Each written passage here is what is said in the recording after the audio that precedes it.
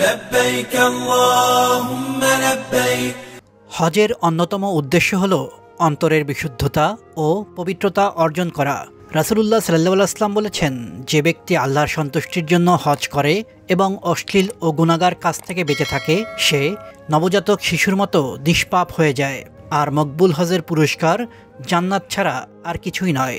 সহিহ বুখারী হাদিস নম্বর ২০৬। অন্তরের বিশুদ্ধতা ও হজে মাবরুরি মূলত আল্লাহ তাআলা গ্রহণ করেন। হাদিসে কথাই বলেছেন আল্লাহর প্রিয় হাবিব হযরত আবু হুরায়রা রাদিয়াল্লাহু আনহু থেকে বর্ণিত। তিনি বলেন, নবী করিম সাল্লাল্লাহু আলাইহি ওয়াসাল্লামকে জিজ্ঞেস করা হলো, সর্বাধিক উত্তম আমল কোনটি? তিনি বললেন, আল্লাহ ও তার রাসূলের উপর ঈমান আনয়ন করা। পুনরায় জিজ্ঞেস করা হলো, এরপর কোনটি? তিনি বললেন, আল্লাহর রাস্তায় জিহাদ করা। পুনরায় জিজ্ঞেস করা হলো, তারপর কোনটি? তিনি বললেন, হজে মাবরুর বা কবুল হজ আদায় করা। সহিহ বুখারী হাদিস নম্বর 1429। তাই হজ করতে গিয়ে তা যেন শুধু কোনো ট্যুর বা ভ্রমণ না হয়ে একান্তই আল্লাহর ইবাদতে সফল হয়, এদিকে খেয়াল রাখতে হবে সবার। কেননা অন্তর থেকে যদি আল্লাহর জন্য কিছু করা না হয়, তা কোনো কাজেই আসে না। আল্লাহ বলেন, তোমাদের কোরবানির পশুর গোশত ও রক্ত কখনোই আল্লাহর কাছে পৌঁছায় না, বরং তার কাছে তোমাদের আল্লাহ ভীতিই পৌঁছায়। সূরা হজ আয়াত ৩৭। তাই হজ এবং এ ধরনের কোনো ইবাদত পালনের আগে তা কবুলের শর্তগুলো জেনে রাখা ভালো। আলেমরা হজ কবুলের জন্য বেশ কিছু বিষয়কে গুরুত্ব দেওয়ার কথা বলেছেন। তা হলো, ১. যশ খ্যাতির বিড়ম্বনা না পড়ে আল্লাহর জন্য হজ করা। হজ কবুলের জন্য অন্যতম শর্ত হলো লোক দেখানো কিংবা সুনাম অর্জনের মানসিকতা বর্জন করা। হাদিসে ইরশাদ হয়েছে, হযরত আনাস ইবনে মালিক রাহমাতুল্লাহি আলাইহি থেকে বর্ণিত, তিনি বলেন, হযরত রাসূলুল্লাহ সাল্লাল্লাহু আলাইহি ওয়াসাল্লাম বলেছেন, হে আল্লাহ, এমন হজের তৌফিক দান করুন যা হবে লোক দেখানো ও সুনাম কুড়ানোর মানসিকতা থেকে মুক্ত। ২. হালাল ও বৈধ উপার্জনের টাকায় হজ পালন করা।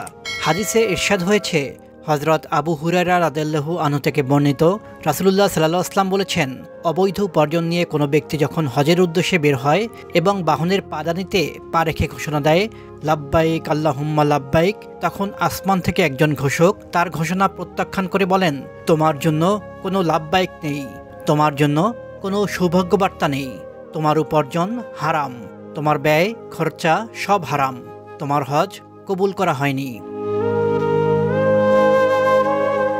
৩. সব ধরনের খারাপ কাজ ও ঝগড়া থেকে দূরে থাকা। মহান আল্লাহ বলেছেন, হজের মাসগুলো সবার জানা। যে ব্যক্তি এই নির্দিষ্ট মাসগুলোতে হজ করার নিয়ত করে, তার জেনে রাখা উচিত হজের সময় যৌন সম্ভোগ, দুষ্কর্ম ও ঝগড়া বিবাদে লিপ্ত না হয়। আর যা কিছু সৎ কাজ তোমরা করবে, আল্লাহ তা জানেন। হজ সফরের জন্য পাথেয় সঙ্গে নিয়ে যাও, আর সবচেয়ে ভালো পাথেয় হচ্ছে তাকওয়া। কাজেই হে বুদ্ধিমানেরা, আমার নাফরমানি করা থেকে বিরত থাকো। সূরা বাকারা আয়াত ১৯৭। আরেক আয়াতে বর্ণিত হয়েছে, যে ব্যক্তি মক্কার জমিনে সীমা লঙ্ঘন করে কোনো অন্যায় কাজ করতে ইচ্ছা পোষণ করবে, আমি তাকে যন্ত্রণাদায়ক শাস্তি ভোগ করাবো। সূরা হজ আয়াত ২৫। ৪. ধৈর্য, তাকওয়া ও সদাচারের গুণ থাকা। এ প্রসঙ্গে হাদিসে ইরশাদ হয়েছে, হযরত সাউর ইবনে ইয়াজিদ রাহমাতুল্লাহি আলাইহি থেকে বর্ণিত, তিনি বলেন, যে এই কাবাঘরের ইচ্ছা করল অথচ তার মধ্যে ৩টি বৈশিষ্ট্য নেই, তার হজ নিরাপদ নয়। ধৈর্য, যা দিয়ে সে তার মূর্খতাকে নিয়ন্ত্রণ করবে। তাকওয়া, যা তাকে আল্লাহর নিষিদ্ধ কাজ থেকে বিরত রাখবে। এবং সঙ্গী সাথীর সঙ্গে সদাচরণ করবে। আল্লাহ আপনার হজযাত্রা কবুল করুন। আমিন।